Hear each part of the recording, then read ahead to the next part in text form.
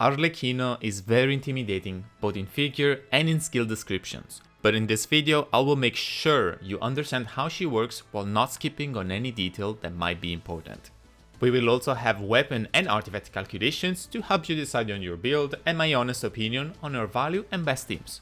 And before starting, Hoyoverse hooked me up with a redemption code. Use it for some extra materials. Hopefully they will help on your journey. Arlecchino is a 5-star Pyro-Polearm user. She is able to manipulate a Bond of Life to obtain a Pyro Infusion and deal extra damage. A Bond of Life prevents healing and absorbs it until the effect is clear. It doesn't do anything else. It does not change how damage is calculated, and it takes a long time to expire. We already had this in game before 4.6 because of the Fatui operatives and a couple of Fontaine craftable weapons. But in their case, the goal for the player was to clear the Bond of Life so that you could receive particular effects or generally just be able to heal back again.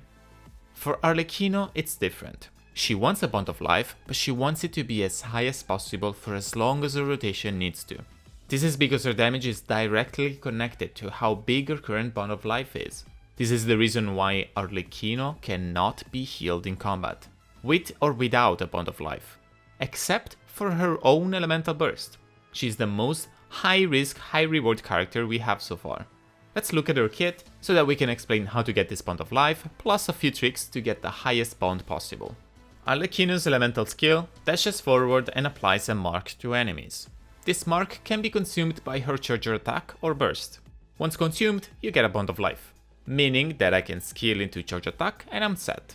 However, this results in a bond of only 65% max HP, which is really not that great, unless we clear multiple marks, which means multiple enemies at the same time. One of her Ascension talents helps us greatly here. This talent upgrades the mark to a stronger one if 5 seconds pass or if the enemy marked is defeated. The defeated part is just so that you can't waste the skill, but the 5-second part is very important, because retrieving an upgraded mark will result in a Bond of Life of 130% value instead, which is much stronger than normal. So what do we do then? First, we mark the enemy, and by the way, this mark will do damage every 5 seconds up to 2 times, so if you see a damage hit, that means 5 seconds have passed. While we wait these 5 seconds, we can set up our team, buffs, shields, and everything we might need. We can now go back to Arlecchino, and a charge attack will consume the now upgraded mark, granting us a bond of 130%. We now have a Pyro Infusion and increased damage based on the value of our bond. This increase is only on normal attacks. Charged and plunging damage do not get increased by her Bond of Life, so they're usually just skipped. To recap, skill into team setup for at least 5 seconds, charged attack, normal attacking.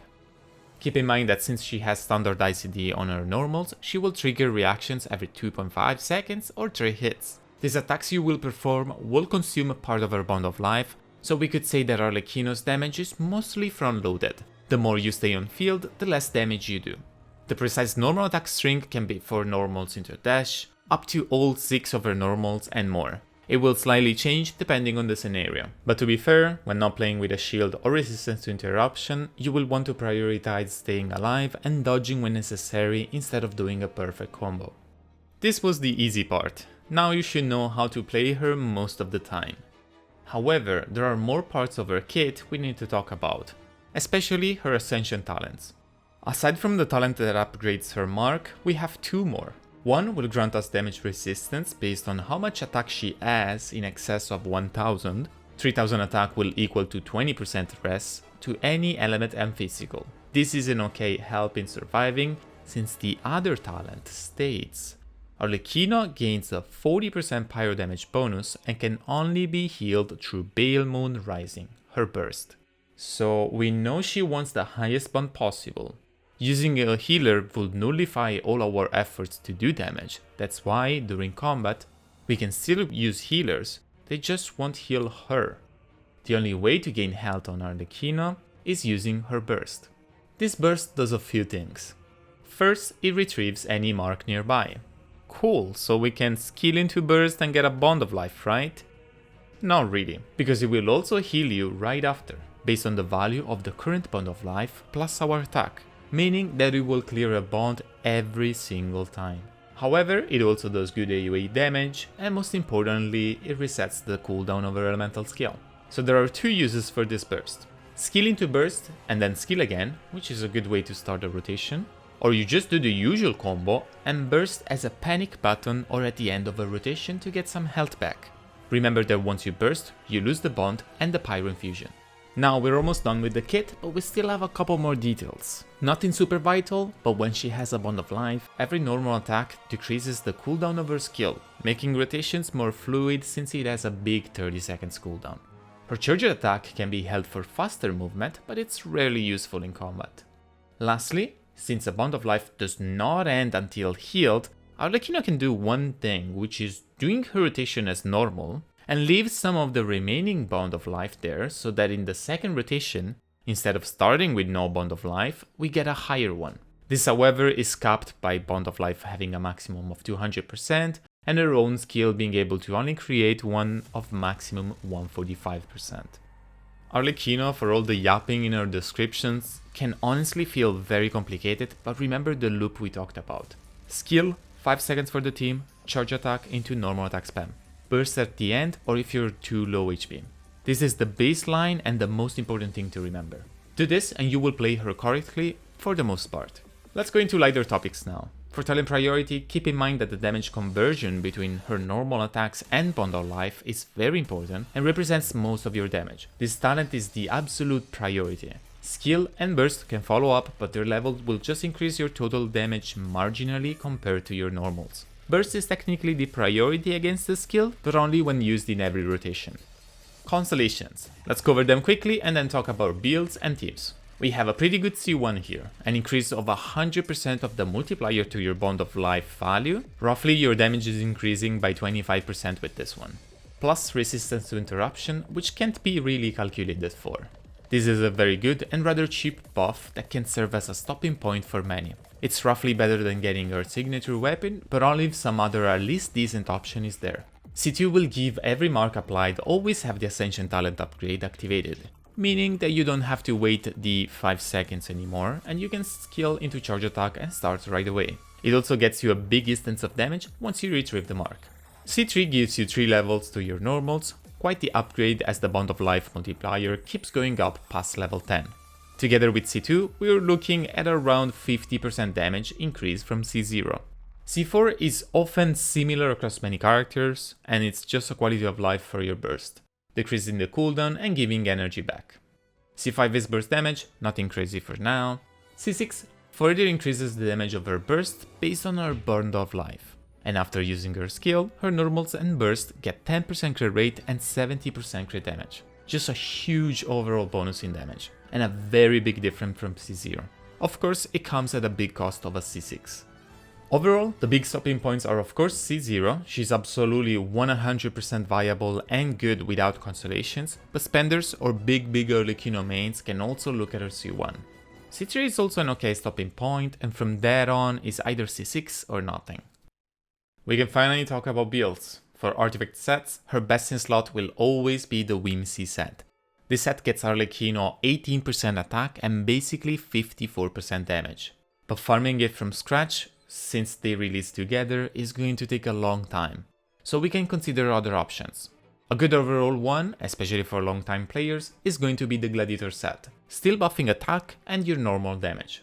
For other 4-piece sets, we can consider Gilded. In a reaction context, it's going to perform pretty well and has a very resin efficient domain. Crimson Witch has a problem with uptime, but still buffs your pyro reactions and gets you some extra pyro damage. And for more niche sets, we have Bolide, Echoes, Lava Walker and Desert Pavilion. All 4 technically work, especially Echoes, which has a lot of potential and can be the next best thing after the Whimsy set, but it's rare to have and ping dependent. It's also important to point out that 2-piece options are quite okay and allow you to choose the artifacts with the highest substats, which often results in the best option. And before moving on, a quick reminder that Shimenawa, while sounding super good, is not even considerable on Arlecchino as C0. Most of her rotation will want to skill into waiting at least 5 seconds, into having your damage window, which is cutting on your buff up time drastically. So just don't go for it. Mana HSC also sounds great, but that also has many problems, and that's why it's not considered. But I will explain more about this one in the team section. For stats, generally we don't want anything too uncommon here. Your Sense will be attack most of the time, with Elemental Mastery being a close contender in reaction teams, often better with the Scarlet Sense polearm. Goblet will be Pyro, with attack being very close since Arlecchino gets a 40% pyro damage boost already. Circlet will rarely sway away from crit rate or damage, but remember that Arlecchino has a natural high crit damage from her Ascensions. As almost any character, keep in mind that your stats have a higher or lower value depending on your buffs.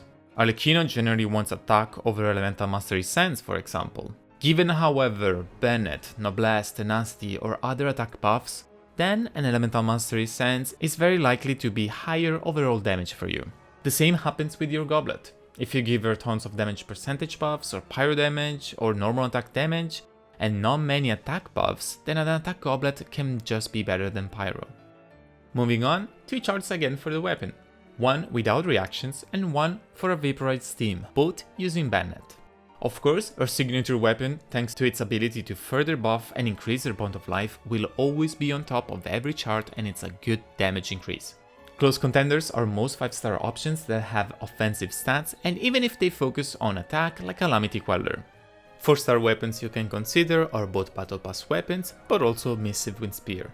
Lastly, White Tussle, even for a 3-star weapon with a low attack, will give you a great amount of crit rate and a whopping 48% damage to your normals. This is the option I would recommend if you're free to play or without a good 5-star weapon. Please keep in mind that this will highly change based on your exact buffs, how much YAR you need and your stats. And we're finally in the team section. You're going to see many similarities here with characters like Hu Tao, Yoimiya, Klee, etc., as they will share similar teams to Arlecchino. The 3 main templates are going to be Vaporite teams, Mono Pyro teams and Chivalrous Overload teams. This will very likely be the most popular options. However, there can be teams that utilize both Vaporites and Overload, an Overvape team, and there can be double Geo teams, teams with Dendro, Melt and more. Before starting, let's establish that even if Arlecchino can't be healed, you might still want to heal your teammates, so a healer is not completely useless. But their value is much lower if they don't bring anything else to the table. A character like Bennett, with his high attack buffs, of course has the potential to excel with Arlecchino. A way to cover both your teammates and her is using a shield. Zhongli is a fantastic option to many other teams. Or if you don't want to use shields, there are also talents that give her damage reduction or resistance to interruption, like Xingqiu, Beidou and Deya. Arlecchino is again a high risk, high reward character. You will be able to see crazy numbers, but only as long as she's alive and kicking. And the alive and kicking part has to either come from dodging really well or from your teammates' defensive abilities. And sometimes, even being very good at the game will not cut it. Picture a Bennett team without shields or any form of damage reduction. He will apply pyro to you constantly, so any Hydro attack that hits you is going to vaporize. Every cryo hit is going to melt. Any Dendro and you are burning. Playing greedy damage oriented teams might work and it might just sound good on paper, but it's not going to be for everyone, or at least for every situation. Now, on some team examples. Vaporite teams will really like the presence of Bennett and Xingqiu or Yelan.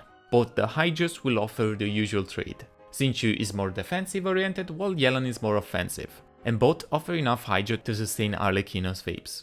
You can also just slot both, then go either Pyro or anyone else that does not disrupt the reaction.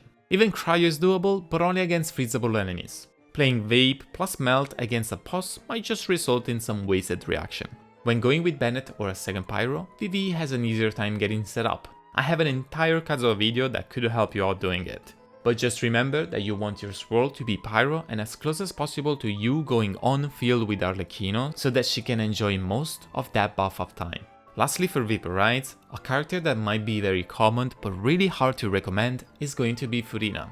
Using someone that can't be healed and already has surviving problems with a unit that will drain HP really fast and prefers the entire team getting constantly healed sounds just like a mess. They have tons of anti-synergies, and while you could technically make it work, it wouldn't make for a great team. It does enable Marechaussee, but remember that her damage is front-loaded, so your biggest hits will likely not have the full crit rate buff. Plus, once she reaches 50% HP, she will just stop stacking it. Another great archetype will be the Chivalrous Overload teams, that have access to Beidou, which is just perfect here, especially C2.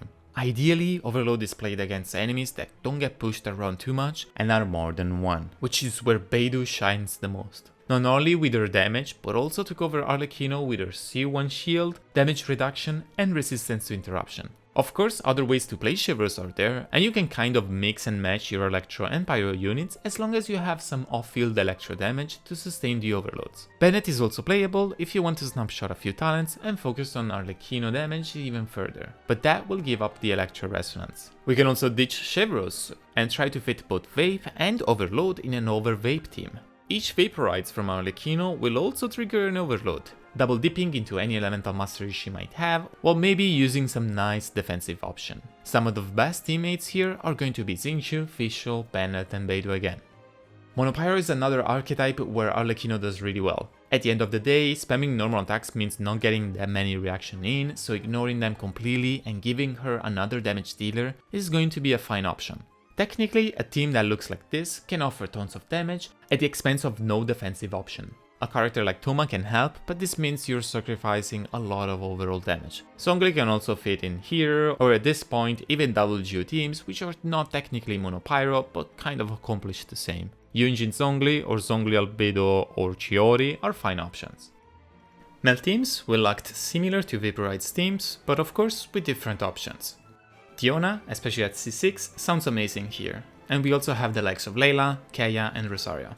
But considering the overall strength of these characters and the amount of actual melts you're going to get, doesn't make this team one of the best in my opinion, but it could be very accessible for many.